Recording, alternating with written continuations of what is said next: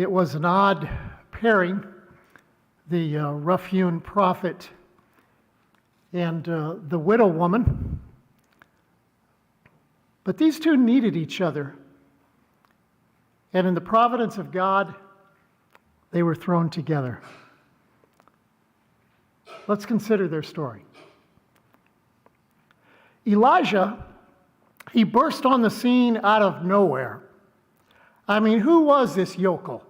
This guy who dared to appear before the king and say that there'd be no precipitation, no rain in the land for some years, except by his word.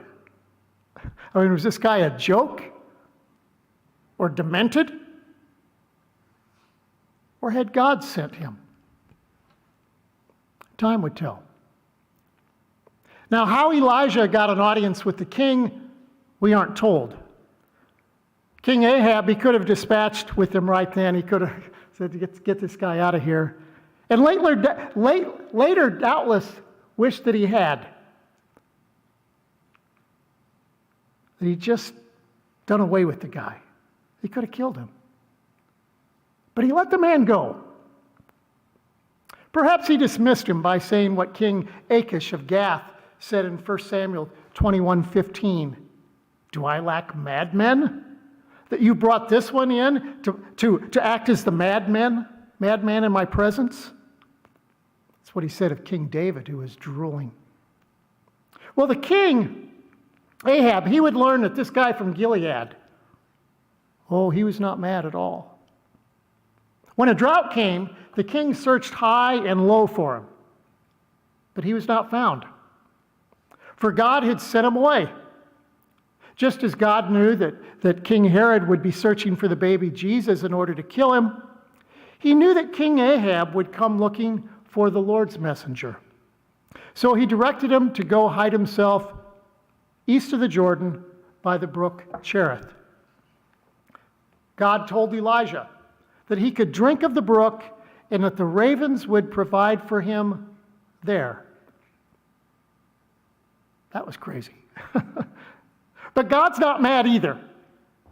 Not in the least. And it happened just as he said it would. Morning and night, the birds brought Elijah food, both bread and meat to eat. If you've ever watched a crow or a raven, you know that they're very smart birds. You also know that they're not going to share their food. Unless, of course, they have hatchlings in the nest. God somehow caused them to treat Elijah as though he was one of their little ones. I personally would have wanted to know where some of that meat was coming from. But hunger is the best sauce. And nobody said that serving God means eating at five-star restaurants. So Elijah ate what they brought him with gratitude. And all went well with that arrangement until the brook dried up. You know, this is what happens in that part of the world, is that the streams fill up during the rainy season and they dry up during the dry.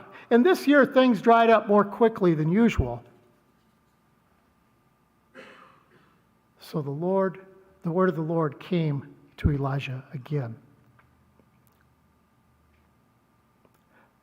Thank God for the word of the Lord, huh? Some of us wish that God's word to us were so direct that he just tell us what to do. But before we go envying the prophet, we need to take stock of the fact that most of us would not wanted to have traded places with him. Being a prophet came with some special privileges, but it was a hard life. This time, God sent him west, as far as a person could travel on foot, for he was sent to Zarephath in Sidon on the coast of the Mediterranean. Zarephath was in Phoenicia, in modern-day Lebanon. You see, the king would not have expected to search for Elijah there.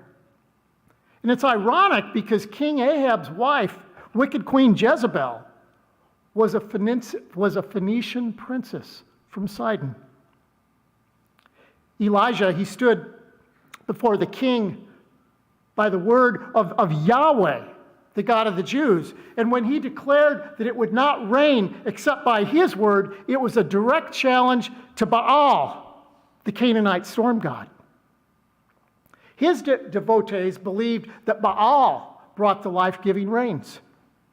And Jezebel, Ahab's wife, she was ardent in promoting the worship of Baal to the very point of killing the prophets of Yahweh.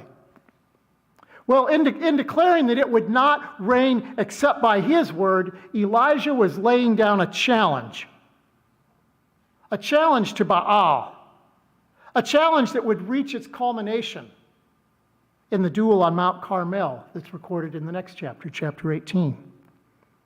It's not going to rain except by the word of Yahweh's messenger, Elijah said. Well, let's see what Baal does about it. And of course, he did nothing, for he was no God at all. The drought continued, the land languished, and ironically, it was in Sidon, the home of Queen Jezebel, that God promised to provide for Elijah, even as he had promised to provide for him by the brook Cherith. That a Sidonian woman would harbor God's messenger seemed unlikely. It would be like a Muslim doing that today. Go to Sidon? Okay, the prophet would go. He had to go somewhere when the brook dried up. And not only was God sending Elijah to Sidon, but he said that he'd commanded a widow to provide for him. We all know that widows were among the poorest members of society. Elijah was going to be provided for by a widow without 2 coins to rub together? Didn't seem likely.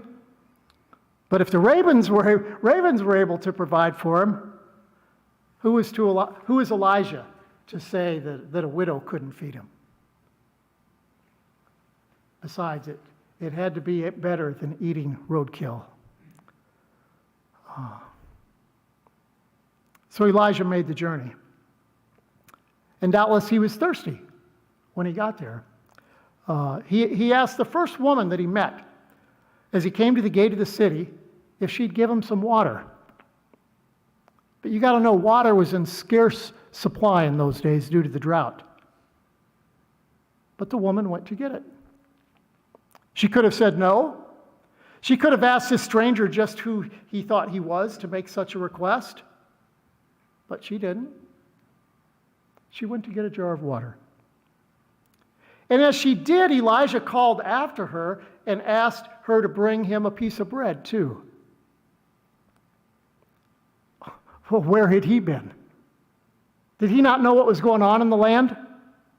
There was no bread. She proceeded to explain to the stranger what he was asking. She and her son were down to their last meal, and with the drought, there was no hope of replenishing their supplies. Here in America, we don't know what it's like to line up outside the grocery store in hopes that there might still be a little something on the shelf. And that's the reason that King Ahab was making furious search for the prophet, was because all the shelves and all the stores were empty. And even if there was money, or what there was food, it took money to buy it. And the widow, she didn't have any. All she had was a handful of flour and enough oil to make a couple more bread cakes. And the man was asking her to bring him a piece of bread like it was nothing. But had not God said that he'd commanded her to provide for him? Now, we needn't think that God actually spoke to the woman. In all likelihood, he just caused her to act with compassion and to show hospitality to the stranger. You see, whether God speaks to a person, puts something in their heart, or simply moves them to do something, the end result is the same. God knew that he was going to use this woman and her household to harbor his servant to hide him during a drought that lasted 3.5 years, according to James 5:17. Can I say thank God for women whose hearts are moved by the Lord? For women moved with compassion and for their nurturing instinct. That I thank God for the word of the Lord and for ravens. I mean, why not? God uses whom he will to accomplish his purpose. Well, the woman, she was out by herself. She was scrounging sticks for sticks with which to make a fire. And he comes upon her, and she looked like she could be a widow, but was she? And was she the one that God had sent him to? Just as Abraham's servant, Eliezer, first met Rachel at the end of his long journey and tested her by asking her for a drink from the well, even so Elijah probed whether she was the one that God had sent him to by asking her for a drink. Or perhaps God had already showed him she was the one. We don't know. But what we do know is that the woman was presented with a crisis of faith. If she showed compassion and shared the last little bit they had, would she be able to trust that she and her son would be okay? I mean, think about that. Let it sink in. This woman wasn't even a believer in our God, in the true God. We should notice how she replied to Elijah in verse 12. She said, "As the Lord your God lives." It was evident to her by his dialect, the way he talked, or appearance, that he was from the land of Israel. The Israelites, they worship Yahweh. And the woman, she understood that. And she swore by the name of his God that she was telling the truth in saying that she and her son were expecting to die of starvation soon. This woman wasn't even a true believer. Not yet. And yet she acted in a way that puts many believers to shame. She showed compassion and shared. When Jesus returned to his hometown of Nazareth, he infuriated those of his home synagogue by pointing out the example of this woman. He pointed out that it wasn't to any of the women of Israel, but a widow of Sidon that God trusted to care for his prophet. Well, as would become abundantly clear later, and as Peter would proclaim, God, it does not show partiality. He accepts all who respond to him in faith. And as the woman was willing to share what little she had, Elijah shared with her too. Silver and gold he had none, but he had something more valuable, a relationship with the living God. As God had promised to take care of him, so his promise would be with the woman too. Her bowl of flour and her jar of oil would not run out until the drought was over. Well, I've got an idea that the widow didn't think the man was crazy. I think, like the Samaritan woman at the well who met Jesus, that she had an idea that this must be a man of God that was talking to her like that. And you know, when you're down to your last straw, there really couldn't be a more welcome development. Just as Elijah had probed her to see if she was the one, even so she decided to test the stranger. She baked him some bread, and sure enough, she made him another, and another, and another, and another, as they shared meals together for many days or years. We don't really know how long it was. What we do know, though, is that the word of Yahweh came true. I mean, if that woman wasn't a believer when she met Elijah, it's a good bet that she became one. I would have loved to have sit in on the prayers that they shared before meals and at other times. Wouldn't you? It was Yahweh, the God of Abraham, Isaac, and Jacob, who provided that miracle, who made that promise, and who fulfilled it.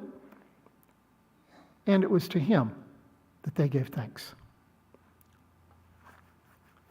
Well, with the time we have remaining, I want us to think about the relationship that these two had.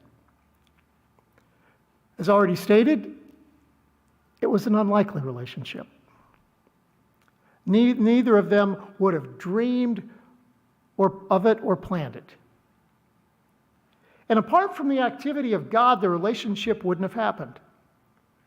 God put them together. Some would call it a happy coincidence or a happy connection that they made. I pray that for people, and new people especially, that come to the community. But we don't call it coincidence. We call it grace. Think about the people that God has put in your life. It's not a coincidence. I can look back on my life and consider many relationships that I would not have chosen, but that chose me for whatever reason under heaven. And I'm so grateful, so grateful. What can we say about the relationship between the prophet and the widow woman? Well, we can say that they needed each other. You wouldn't think that the man of God would have needed a poor widow, but he did. No man or woman is sufficient of themselves. It doesn't matter who they are. And the man of God must first be humble. And Elijah, he humbled himself by asking this poor widow for assistance. He ended up staying under her roof for many days. And in the process, they ended up becoming very dear to each other. Lord willing, we shall further explore their relationship when we look at verses 17 to 24 next week. The woman, she also had to humble herself before the God of this man, you see. Because he brought with him his God. And she could have insisted upon sticking to the God of her people. But the truth is that she needed help too. And Baal hadn't done much for her. Don't think she hadn't prayed. Or that others who don't believe just as we do don't pray. For they do. I mean, they know there's got to be more.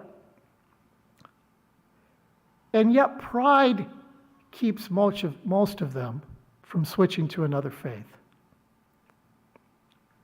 It seems that God has to humble us in order to bless us. I've been humbled, I know, in the pastorate, being on the receiving end of so much. This relationship between the prophet and the widow, it worked because they were both brought low. I mean, the ways of the other must seem to both of them foreign. But they stayed in the relationship and they worked at it, and as a result, they were both blessed and provided for. God's ways are strange, aren't they? And yet, ever so beautiful. What could be more beautiful than these two blessing each other? And it was all made possible by humility, by being willing to receive as well as give.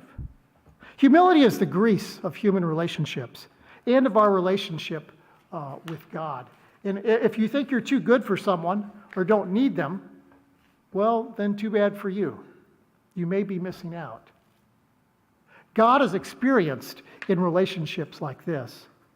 And it's there in those relationships that he provides the things we need the most. Let me remind you of the story of the woman at the well that Jesus met in John chapter 4. The magic happened not only because Jesus chose to engage the woman and speak to her, but because he humbled himself before her by asking her for a drink. Jesus treated her like she had something to offer. And she did, this Samaritan woman. He gave her living water, and she provided him with the witness that he was looking for to the Samaritan people. John chapter 4, verse 4 says that Jesus had to go through Samaria, for God had someone for him to meet there. Well, let me close by asking you to take stock of who God has put in your life. Western culture is very individualistic, and we are trained to think that the goal is to be self-sufficient to where we don't need anybody else. But God begs to differ. He intends for us to be interdependent. And as we come to humbly accept that and allow ourselves to be blessed by it, God hopes that we'll learn to depend more on Him too. We might tell ourselves we don't need them, and that we don't want to bother or be troubled by others. And I get it. You know, the prophet Jeremiah said, "Oh, that I had in the desert a wayfarer's hut, wayfarer's lodging place, that I might leave my people and go from them. From all of them are adulterers, an assembly of treacherous men." I'm pretty sure I'm not the only one, that all of us have dreamed of having a little cabin in Canada or wherever our imagination might take us, where we might just get away from everyone and everything and not have to deal with others. I'm sure Elijah had a lot of time to pray while he was hiding out there at the brook. But how long are you going to do that? It had to get a little boring. God said that it wasn't good for man to be alone.